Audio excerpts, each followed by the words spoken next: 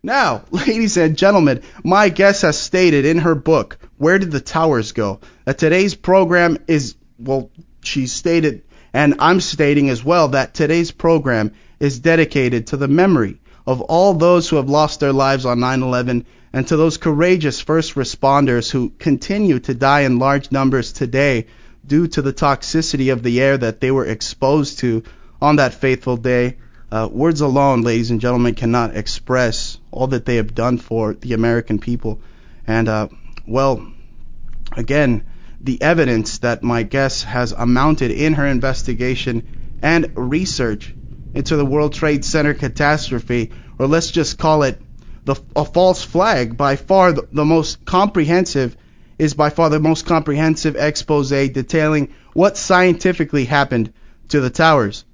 Now, my guest earned a PhD degree from Virginia Tech and is a former professor of mechanical engineering with vast research expertise in experimental stress analysis, structural mechanics, deformation analysis, material characterization, and material engineering science. Her research has involved testing materials including complex material systems in the area of photomechanics, or the use of optical and image analysis methods to determine physical properties of materials and measure how materials respond to those forces placed upon them. Her area of expertise involves interferometry, hope I said that right. In forensic science, she taught graduate and undergraduate engineering classes. She is also the author of Where Did the Towers Go? Ladies and gentlemen, please welcome Dr. Judy Wood to our program. Hello, doctor. Thank you so much for joining us today. Let me raise your volume up here. Thank you for joining us. Well, thank you for having me, and thank you for having the courage to have me on your show. Absolutely. Thank you for being on, doctor. Now, Dr. Wood, tell us about your key TAMP case, and you filed this case against the contractors involved in NIST, that's the National Institute of Standards and Technology, their investigation of 9/11. You filed it basically a whistleblower's complaint, also known as a false claim under the False Claim Act and the Lincoln Law.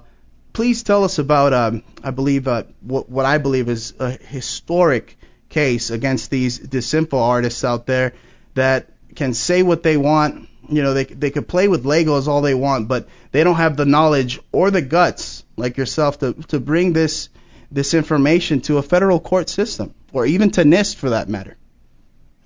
Well, thank you. Yes, I was the first one who filed a request for correction to NIST. That was my act of whistleblowing, where I noted various errors in their report and suggested that they fix this. They surely want to fix it and notify their contractors who helped with this, who messed up. And some of the examples are Underwriters Lab, who made 2 half-scale models and 2 full-scale models of entire floor spans. They set them on fire, cooked them for twice as long at twice the temperature, Fahrenheit, and none of them failed to support load. Wow. And after, a long time, they had to, quit the test. They ran out of fuel. Yet they signed off on a report saying that fire did it. That's right. That's fraud. Well, absolutely. They've stated thermal expansion. How can that be, right? Oh, that was the Building 7 one. That's and right. What is so erroneous about that is when steel heats up with thermal expansion and starts putting force on other things, once it fails, it can't put force on anything anymore. Also, when it's hot enough, it loses strength, so it can't put force on anything. So how can it fail other members? So it's kind of a strange concept. That's right. But the striking thing, see, the NIST report isn't completely full of errors. It has a lot of truth in it.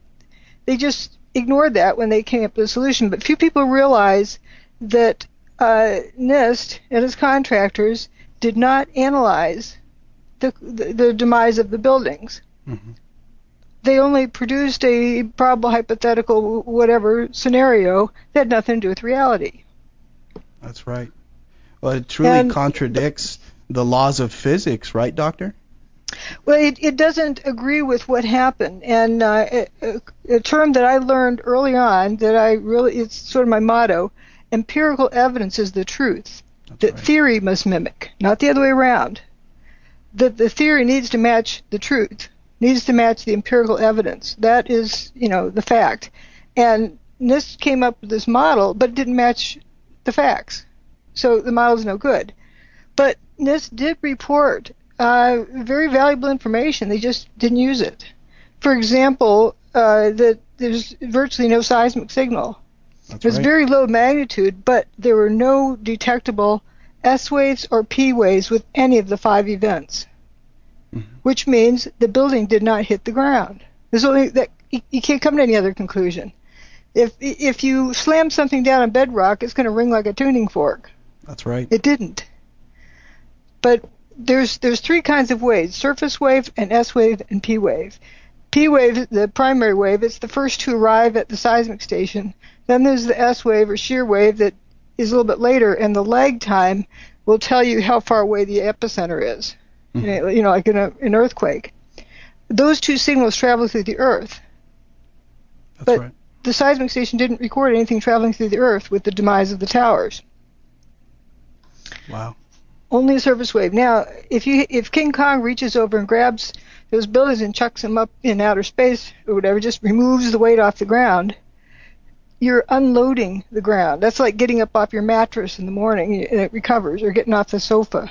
That's right. That would create a surface wave, and that's all that was recorded. Wow. Really, a lot has been omitted from the NIST report and the original 9/11 report as well. Doctor, tell us. This was in the NIST report, the fact that there's no S waves or P waves. They just didn't know what that meant, or just forgot about it, or they didn't put that into their conclusions because they did not analyze the demise of the buildings, which was not a collapse. The buildings did not burn up. They didn't slam to the ground. They turned into dust in midair. And we know that there's 3 main things that can prove that. One, if it slammed to the ground, you have a pile of rubble left over. That's right. Didn't happen. If it slammed to the ground, few people realize the towers were built in the Hudson River with a dike around it. The dike would break. Right. That didn't happen. It wasn't ruptured. If it ruptured, you would have flooded all of lower Manhattan, and the underground, the subways, and so forth. That's right. The bathtub, as you stated, right, flooded and all. Actually, when they were cleaning up the remains, there's a little corner of Building 6 that was left in the northwest corner. They didn't want to use explosives to bring that down. They used cables to pull it down. On earth-moving equipment holding, or grapplers holding a cable to the thing and rocking it back and forth and pulling it down. Wow. Because they were afraid to use explosives for fear it would damage the bathtub wall. And that's just a 6-story building and a corner of a 6-story building. Amazing. So you have 2 110-story buildings, each 500,000 tons. And that didn't damage the bathtub was damaged, but not by the building's demise, but by the earth-moving equipment that came in, the next day. That's right. Right. That's tons of debris that would have came just barreling straight to the ground, and you'd figure that it'd be ruptured, right? But nothing. You say Not only no that, damage. they pulled stuff intact out of the basements, like some subway cars. Mm-hmm. You know how FEMA comes around and they put a big red spray paint X on it, and they count how many live bodies, dead bodies, or whatever. They have this tally they put on. You saw it in New Orleans. They, when they check something, they put this red X and then count things on it. That was spray paint on the subway cars that were under the World Trade Center buildings. Wow. These weren't squashed. There's a subway station or PATH train station there. And the PATH trains, that's Port Authority Trans-Hudson subway, goes under the Hudson River. Mm-hmm. And it comes up on bedrock underneath the World Trade Center on the bedrock there. And you would think if something mashed down on it, it would damage that tunnel. Absolutely. It was built, around 1909, I think, is when it opened, something like that. Mm-hmm. They must have made stuff better back then. Right, yeah. They say the older your home is, the better quality it probably is. And they had water down in the tunnel, and they're worried that it was leaking. But it turns out with all the fire hoses and rain, going down into the basement, that had to go somewhere. It drained into the tunnel. Once they pumped the tunnel out, it stayed dry. It didn't leak. So it wasn't. It had water in there from getting, just flowing downhill. But that was it. Yeah. But what I present is evidence. You can't get to a conclusion without the evidence. And this is a serious problem with the majority of our, quote, educational system. That's right. People are taught to guess at the answer and work backwards. They may have a tendency to do that anyway, but it seems to be strengthened. I can remember how many students, when they do their homework problem, would first look at the answer in the back of the book and then stir the numbers around, punch them in the calculator, check the back of the book. Stir the numbers around, punch them in the calculator, check the back of the book. They never would look at the ideas going into what they're calculating. That's right. It was all about getting the answer in the back of the book and then seeing what numbers you had to fiddle with to get that, rather than understanding the problem. Right, going out and reading the cliff notes instead of reading the actual book. Right, it's all about trying to jump to the answer in a hurry to jump to the answer. Well, it's the journey that counts. Right. And so many people say, well, so-and-so says they have a theory about thermite. There's a theory about mini nukes. There's a theory about space beams. There's a theory about... Why do you need a theory? I don't have a theory. That is the biggest myth, that people like to label things as a theory. I have a philosophy. Let's go look at the evidence. Right. And I have a little analogy to present to you. I say, here you go. Let's say I add some numbers. 1 plus 3 plus 9 plus 6 plus 4 plus 7 plus 2 plus 3 plus 9 plus 5 plus 8. And it adds up to 57. Is the number 57 a theory? No, that's an actual fact. It adds up to 57. It's the conclusion based on the numbers I added. Is it an opinion? No. Is it a view? Nope. Not Is it at a all. thesis? Don't think so. Is it speculation? Nope. Is it a conclusion based on the sum of the information given? That's right. Bingo.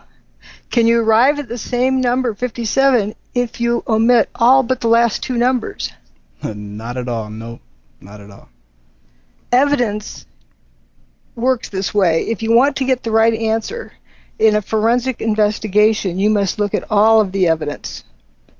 You don't start with the answer you want and then go cherry-picking the minimum piece of information that will support your thesis. That's right. You don't have a thesis with forensic investigations. For example, an autopsy. It's either conclusive or it's not conclusive. Either they have enough evidence to make a conclusion or they don't. And as I say, keep looking at the evidence. It'll tell you what happened. If you don't know what happened, keep listening to the evidence until you do. Absolutely. Now, Doctor, tell us about your studies in interferometry. Is that how you say interferometry? Pretty close. Interferometry. It's interference of electromagnetic signals. That's right. But it's used in a kind of image analysis to look at deformations on a fine level of whether it's within one material or interaction between materials. It's a very powerful tool. But what it's taught me is to look at phenomena, not at what answer you want. And the more observant you become, the more information you can obtain from your experiments. That's right. And so if I look at images and I can see different things, qualities going on within the image of different things happening. Okay, now let's go to the pictures from the World Trade Center. I couldn't miss it. I look at things and say, wait a minute, why is this that way? Why, what's this over here? How could that possibly happen? That's right. Stands out like a sore thumb almost, right? But the trick is beginning first with establishing what happened. That's right. You first must establish what happened before you can determine how it happened, because if you don't know what it is, how can you determine how it happened? Right. Before you can determine who did it and why they did it and so forth. That's right. And one of the biggest secrets of how they run a cover-up, I'm going to tell you the secret here. You get people to skip that first step and jump to any of the other steps. Skip looking at what happened and start arguing about how it happened, who did it, and why they did it. But when you do those things, if you don't know what happened, how can you determine how it happened if you don't know what it was that happened? Absolutely. You have to assume. So pretty soon you're solving an assumed problem. You're solving an imaginary problem, not a real problem. And you'll never, ever be able to solve what happened. Right. And how it happened, and come to the conclusion based on that. But there's a recent news, I don't know what you want to call it, fiasco, a drama, that probably the people around the world even heard about. I was in Italy and giving a presentation and brought it up, and yep, they didn't know the name of it, but they knew of it. The Casey Anthony case. Right. So many people would say, well, they came up with the wrong answer. How do you know? People were convinced emotionally what they thought the answer should be because they're going for the answer rather than what happened. As it turns out, the prosecution never determined what happened. So how can you convict somebody of, what was the crime now? Right, murder. Was it murder or was it, they hadn't determined what it was. They didn't determine what the crime was. So how can you convict somebody of something, you have a blank there. There's no connection. Mm-hmm. Well, Doctor, you need evidence to connect things. Absolutely. Let's talk about some of that evidence. Now, it seems like most of humanity is oblivious to the fact that a level 3 hurricane was spiraling towards NYC the day of 9/11. Now, as a meat and potatoes guy who flunked Algebra 2, I got to tell you, I mean, how can you make someone like myself or other people understand that perhaps some type of static charge from the hurricane was instrumental in causing the Twin Towers to be dustified right before our very eyes? Oh, so you're starting out with the answer and working backwards. Oh no! We'll get you straightened out by the end. It's a hard habit to break. Right. No, we start out, look at the evidence. If you look at more evidence, you don't know what the evidence is going to lead to, so you can't discard it just randomly. That's right. But I was looking at how the fumes would go up. I'm not calling them smoke. Smoke implies that the cause is a fire. Mm-hmm. So I use generic terms or invent other terms as placeholders to identify a particular phenomenon, just to keep from biasing my observations, like, fuzzy blobs, fuzzballs, dustification. Right. And so I was looking at the fumes coming up. How far up do they go? Well, I bet you some weather satellite images that will show how far up they go. Let's see if I can spot it from the weather satellite images. So I go look on the, weather sites, and wait, what is that? I didn't know there was a hurricane that day. That's right. And I started looking into it, and for 4 days it was making a beeline straight towards Manhattan. Mm-hmm. There was a high-pressure system in the Midwest moving eastward that was going to stop it at some point, but they didn't know exactly where. But they thought it would make it turn around the first day. It didn't. They thought it would turn around the second day. It didn't. They thought it would turn around the third day. It didn't. They thought it would turn around the fourth day. Good thing it did. That's right. Because the outer bands were right at the edge of Long Island and over Cape Cod. It was raining on Cape Cod because the outer bands of the hurricane were there. Now, a hurricane isn't located just at the eye. A lot of people say, oh, that was 200 miles out to sea.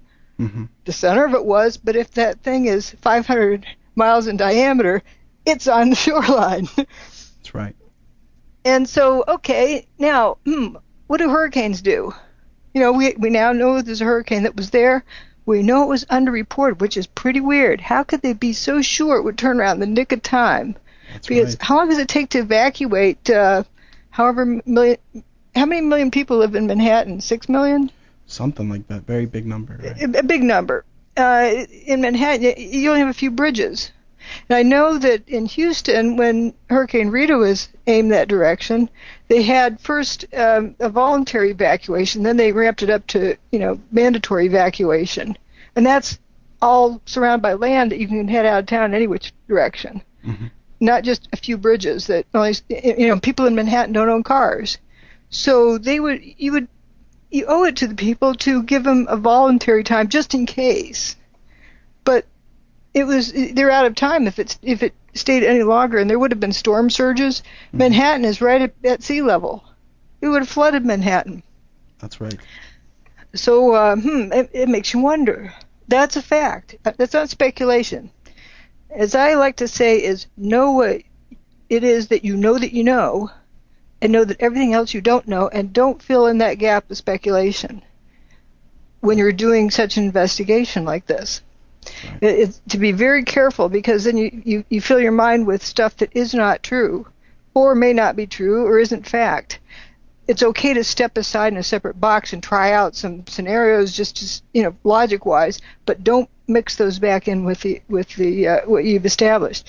Okay, so we know that there's a hurricane there. That's a fact. Now, what do hurricanes do? There's birds know to skip town before the hurricane gets there. Right. There's a static field around hurricanes. Let's go look at see what was happening, right in the outskirts of the hurricane.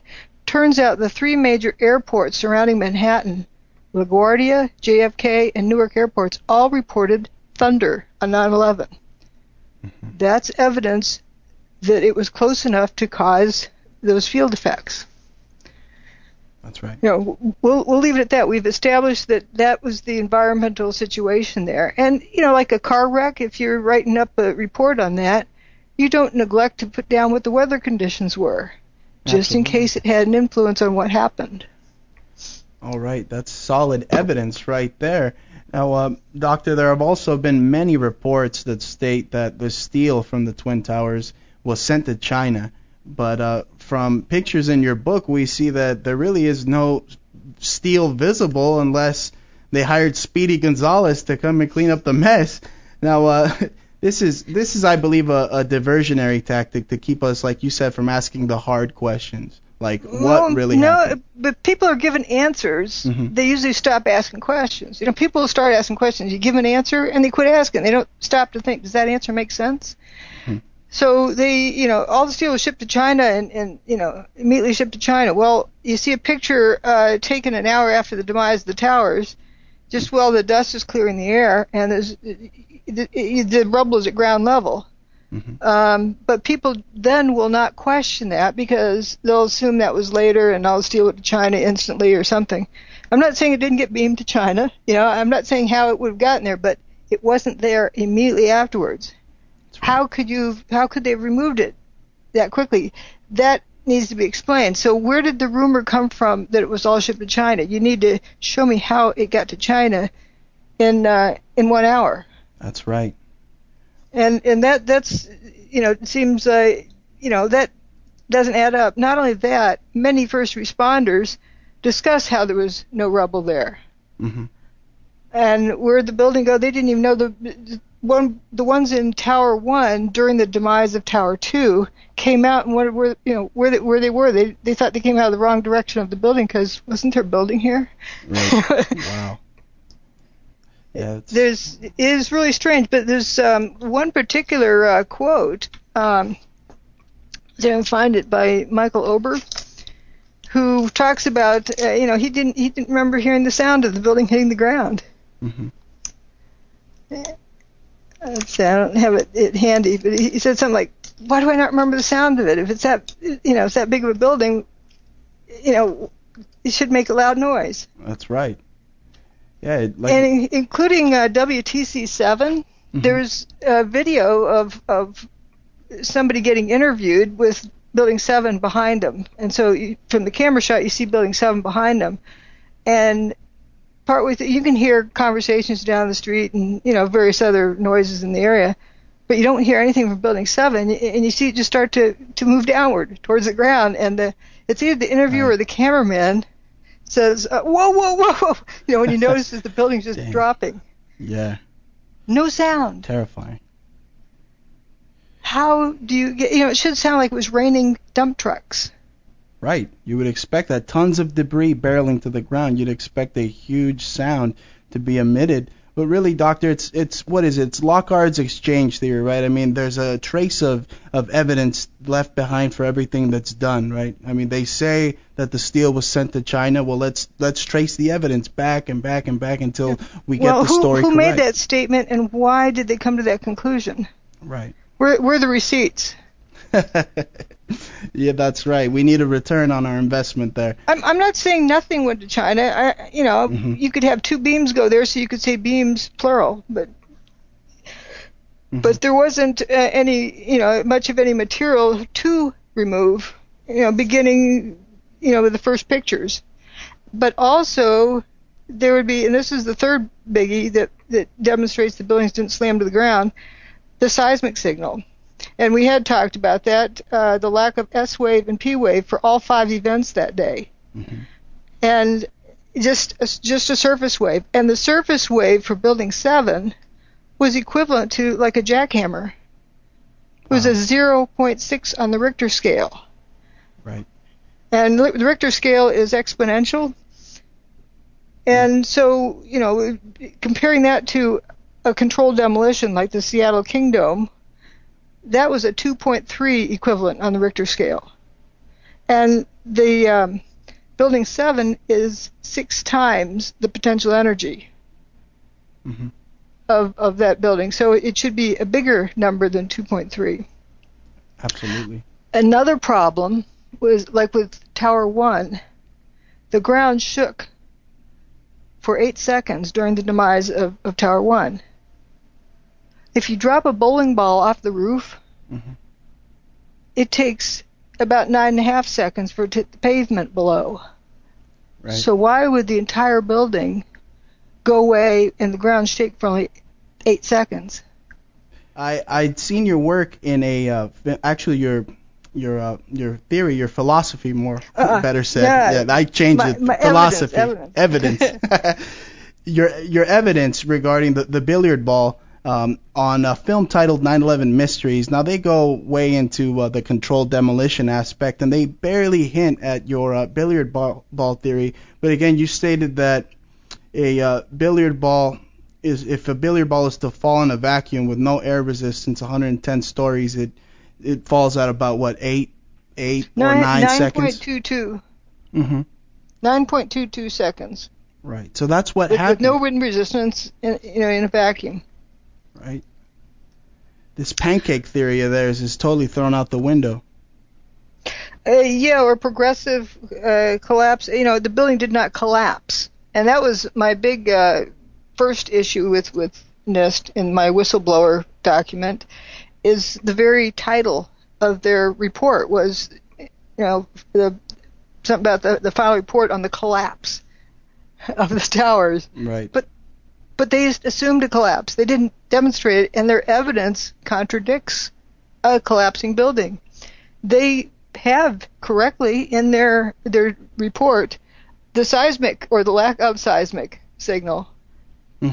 But they just didn't take that into consideration. They also have in the report the silent demise of Building 7. They didn't know what to think of that, but, it's in the report. Right. Now, going back to the bathtub, the concrete tub which held back the Hudson River, and like you stated, it wasn't damaged, and it really rules out the fact a lot of people, such as Alex Jones, state that the mini nuke theory could have happened. Really, more theories than solutions. Doctor, I saw an interesting article that states that you might consider suing certain malicious operatives and I hate to call it the movement. I consider this a revolution for truth, for our freedom. I'm not talking about that, but what I will say is what they have done is actionable. Right. Because it is reckless disregard for the truth. First main article or series on my website was entitled something to, the Star Wars program was in there. But this was, and it's explained, this big yellow box under the title, it's explained that at the time that I first posted this, the big argument, by the detractors was saying that energy weapons don't exist. Well, what were my dollars for in the Star Wars program? The Reagan group. Right. Bob Bauman nicknamed it. Yeah. Mm-hmm. And I have the statement up there about that the former head of what became the Star Wars program is a member of the Truther movement, which is interesting. But energy weapons we know exist. We know that direct energy exists, but that is not how I came to the conclusion. I came to the conclusion through the evidence. I didn't even know about, I just never thought about energy weapons before I saw the evidence, but the evidence told me they exist. Right. If you see massive steel falling through the air with horrendous volumes of dust, ejecting out of it, and then it doesn't hit the ground because it's run out of material, it just all turned to dust. Mm-hmm. That's evidence that something that can do that exists. The fact that the steel beams turn to dust in midair shows that there's a technology that can make it do that. Now, what technologies do we know of? There's main categories. There's kinetic energy weapons. Kinetic energy is something beating on something. Right. A wrecking ball, a hammer, a missile, a bomb, blowing stuff into chunks. Right. There's nothing touching it while it's falling through the air. So that doesn't work. Thermal energy, like, heat and so forth, but there's evidence that the buildings were not cooked to death. That's right. So that doesn't work either. The reports are initially the dust cloud was cooler than ambient temperature. So thermal energy is out the window, kinetic energy is out the window. Something that did not touch it, that affected it remotely. And that's my definition for directed energy is energy that's directed. Directed by, like giving it instructions, mm-hmm. As well as directed it geographically. We want to affect buildings with a WTC prefix. Mm-hmm. There you go. The post office across the street from Building 7, as far as I know, didn't even have a scratch on it. Wow. I even went and evaluated the building myself. The building did not fully spill across the street. Wow. That's not a controlled demolition. So this is why it's, some form of energy that's directed. And I think we'll agree it was used as a weapon. Absolutely. Dr. Judy, like you've stated, just because you don't know the make, model, or serial number of the exact technology that was used to bring down the Twin Towers, I'm assuming probably from GE or something like that. Acme, like in Roadrunner cartoons, it's called Acme. Acme model That's XX1. Right. That's right. It doesn't mean just because you don't know the model or the exact technology that was used, it doesn't mean that you don't know that there's that you don't know. Have proof that exists. Exactly. There's evidence that proves a coup d'état, a psyop was implemented on that day, and your evidence, doctor, it really speaks volumes. I mean, you've stated like. But I don't mm-hmm. go to a coup d'état or any other explanation. Remember, I'm not jumping to the who and the why. That's right. I'm not going to there. But what I'm saying is what happened. Right. Whatever it was that happened, something caused it to happen. Right. These strange anomalies. Not just anomalies. This is evidence of something. And what the something is, we know exists because we have evidence of it that it left behind. Right. So, my detractors, one of their favorite things is saying, you can't prove that such a weapon exists. Yes, I can. That's right. Right, with the building toasted cars turned into dust in midair. Therefore, mm-hmm. that is evidence that such a technology that can turn buildings into dust in midair exists. Right, just by looking at the video, I mean, you see the toasted cars, the weird fires that sparked up a general distance away from the towers, correct? That is evidence too. Mm-hmm. And, there's something different about the environment that caused that. And we know about when that happened because the first thing happened, buildings go poof and the dust cloud rolls out and it goes up. Mm-hmm. Early on, I was heavily criticized for saying it went up. But when the first responders talked about not being able to see their hand in front of their face because the sun was completely blocked out because of the dust cloud that went up, right. That's pretty good evidence that it went up. And then they said, well, thank goodness the car in front of me just lit up because then I could see where I was. And then this guy, Patrick Connolly, was walking down West Broadway, and the cars were lighting up as he went down the street. So he lit his way. Patricia Androvic, her turnout coach, he said they should call it a burnout coat because it was like a human flashlight. Oh, my God. Her coat was on fire, but she didn't talk about getting burns from it. Mm-hmm. Her shoelaces were on fire. She didn't talk about being hit by anything. She got some of her hair messed up. It toasted some of her hair, but she didn't have burns on her skin that or a kinetic energy, boom, something hitting her. But she talked about seeing cars blowing up on her as she walked down the street or ran down the street. And I believe, so this is after the towers turned to dust, just after. Wow. And I believe, what was it, the number, about 1,400 cars it was that spontaneously combust? I mean, what kind of technology can cause this type of extreme deterioration, turning steel beams into, like you've stated, toasted tortilla chip-like material? I mean, what can cause steel to be deformed in such a manner? I mean, we know kerosene is not a hot-burning fuel. I've heard you say that the technology is reminiscent of almost a microwave. I mean, you have people who would rather jump to their deaths, doctor, naked than withstand that I don't energy. even go to that conclusion. They went out the windows and they hit the ground and they died. But Right. I don't believe they voluntarily jumped out the windows. Wow. Because you look at them and the logic that I go through with this, it isn't conclusive that they chose to go out the windows. Because some of them, it's like they fell. They're looking like, how to get here? Whoa, like somebody flapping their wings. Like they're trying to steady themselves. Well, how to get here? Mm-hmm. It's like they end up, maybe they jumped from something and didn't realize they're going out. There's a lot of different questions around that. But what it says is something strange was going on in there. The poor firefighters, they're trained to save lives. That's what they live for, to save lives. That's They'll right. give their life to save a civilian's life. But they were helpless, and there's no worse feeling, no worse human emotion than to feel helpless. And here they were, helpless to save these people. It must have just torn them up. And several of them, or many of them actually said, they've never, in their entire career, seen, more than one person jump. Wow. 20-year career. They one guy had seen just one guy jump from a 3-story building, but that was it. They've never seen people. It's certain death to jump from high up. People have more of a survival instinct than that.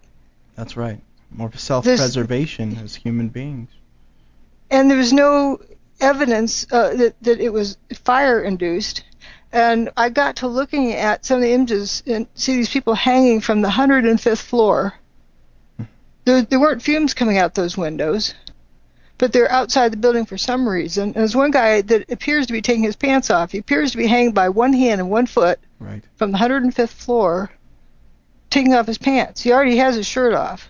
And you look and you see other people have their shirts off and pants off hanging outside.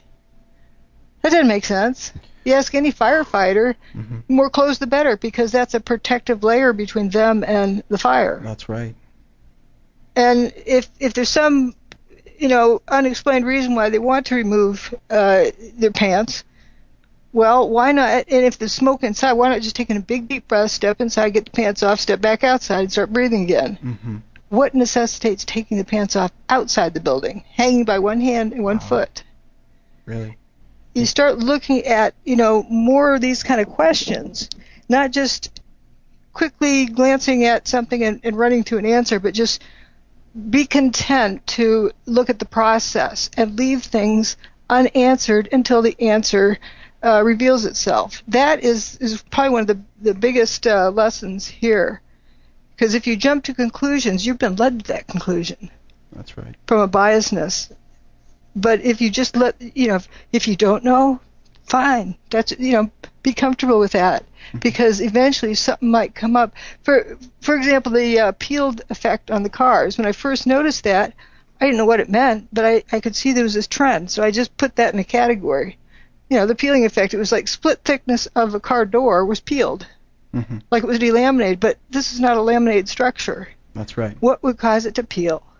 And it was about a year after that I was wandering around on the internet and was led to some blog, and I looked, and here somebody had reproduced every single one of the effects that I had already cataloged, and one of these was a peeling effect.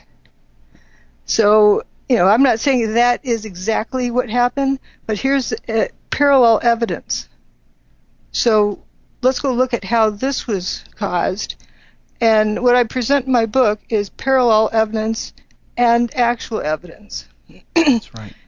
Just toying around with different concepts. Like, for example, hot things glow, but not everything that glows is hot. Mm-hmm. Just because you see something glowing does not mean it's hot.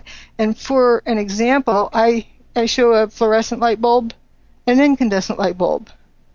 They're both glowing. One's hot and one's not. Amazing example, right? And I'm not saying that I have a theory that fluorescent light bulbs destroyed the buildings. A lot of people, claim that whatever's in my book is my theory. No, I'm showing concepts, parallel evidence, demonstrations of right. What we know. Absolutely. Now, Doctor, I have to say I owe my career in radio to one man, and that's Nikola Tesla, the father of alternating current, who pretty much made exactly. More radio broadcasters need to acknowledge that. Now, this man made wireless communication possible in 1894, and really our whole modern world revolves around Tesla's ingenious work. Now, Doctor, please tell our listening audience about the Tesla and Hutchinson effect. Well, that blog that I happened upon, it was the blog of John Hutchison. Mm-hmm. Tesla, I need to see stuff. Being from Missouri, the show me state, I need to see see the evidence. Tesla, it's stories we read in a book. They're probably true, but it's in a book, and I can't go question Tesla. But John Hutchison lives in the here and now, and he's reproduced a lot of these effects. Oh, let me go check it out. So I go to his lab and witness it. What he's done, and he's been able to reproduce a lot of these effects. And he's not technically a scientist. He just enjoys fiddling around and was creative in reproducing Tesla's work, as well as the work of T. Townsend Brown. Mm-hmm. And looking at how surfaces become distorted when you put a big charge into them. And he'd get some different things happening, like something would go flying up. Just fly up. He also has, levitated cannonball. Mm-hmm. You also get things just, crumbling into powder. Sound familiar yet?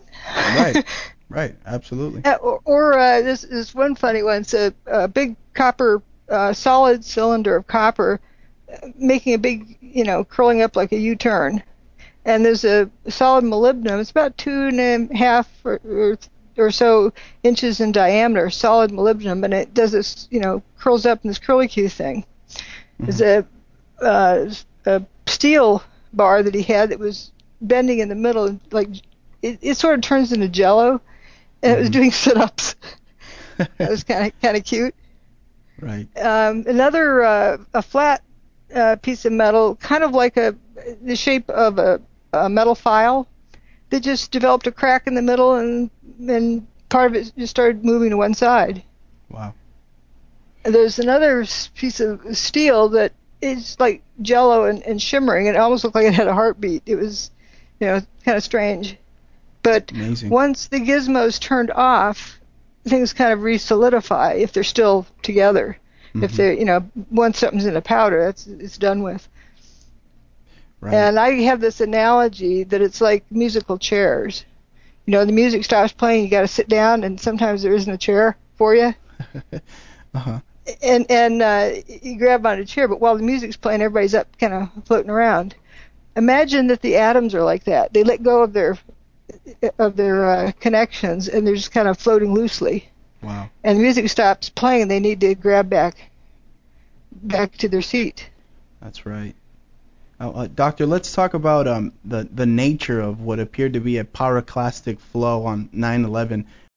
Tell us, why did that dust cloud stop at the building lines before the Hudson River? That seems odd to me. It seemed to, I'm not going to say why. I'm just noticing the evidence, and the evidence was that it seemed to have rolled a particular distance, which is also, you could say, for a particular period of time, and then it went up. It rolled out, came to a stop, and then went up. And it just happened to be where those buildings were. On West Street, the first building, which is the South Tower, when it rolled north, it went up to Warren Street. And then when the North Tower went poof, it rolled up to Chambers. The buildings are about a block apart, and that's about a block difference. So they rolled out for the same distance. Wow. And it was probably the same time because it was the same speed of the rollout. And the dust didn't roll out all that fast.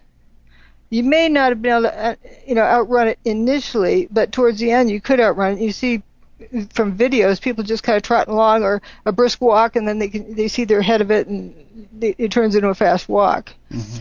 Because it rolled up right to that pedestrian bridge and then stopped.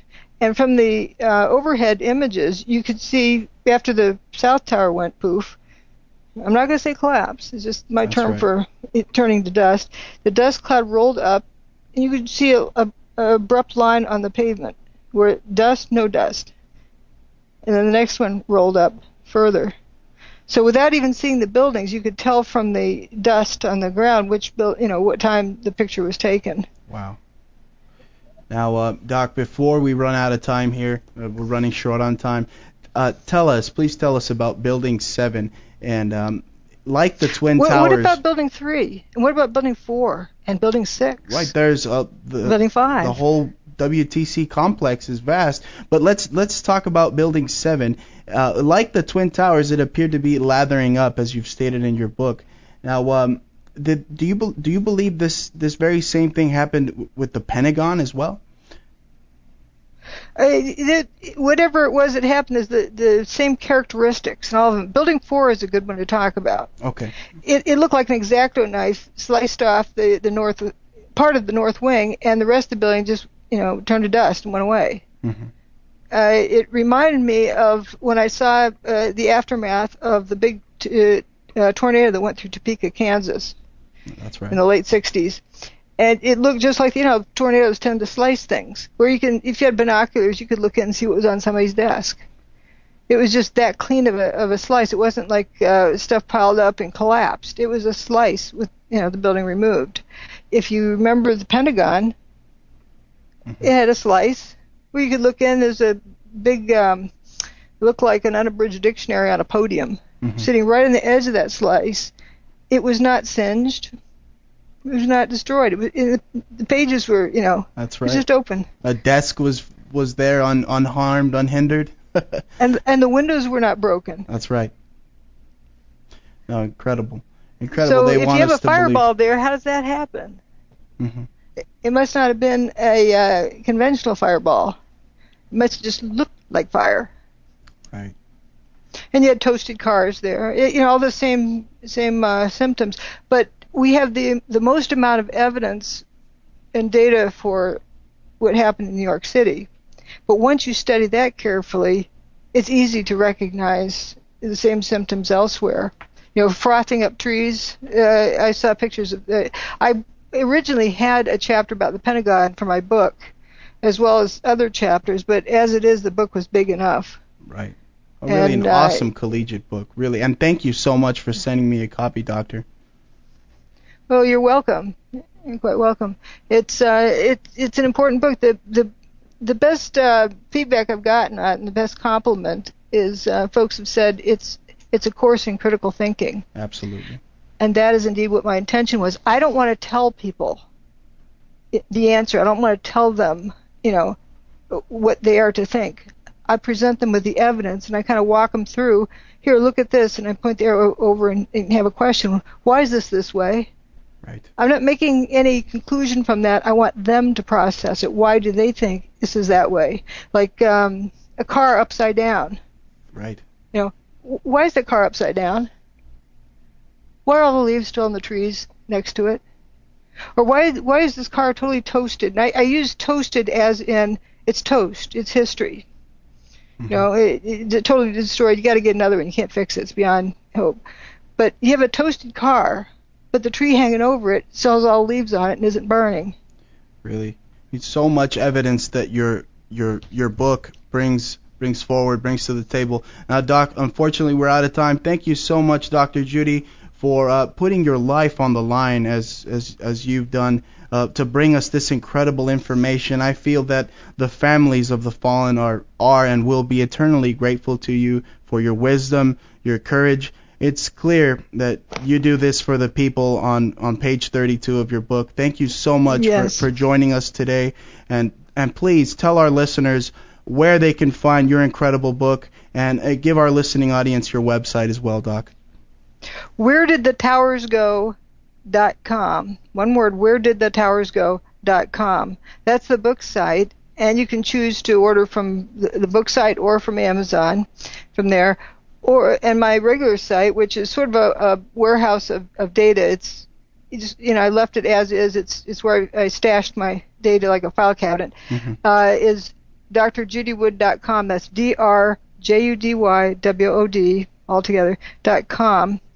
And at the top of that page is a 2.5-hour video from the Energy Conference in Holland last year. It's probably the best video to watch. So if you don't want to, delve into too much just yet, but want to watch a video, go to drjudywood.com, and the video is right there at the top.